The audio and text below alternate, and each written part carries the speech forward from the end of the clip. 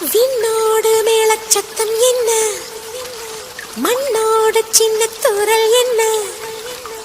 எங்கேதான் சென்றாயோ இப்போது வந்தாயோ, சொல்லாமல் வந்தது போல் இல்லாமல் போவாயோ, தப்பாமல் மீண்டும் சந்திப்பாயோ,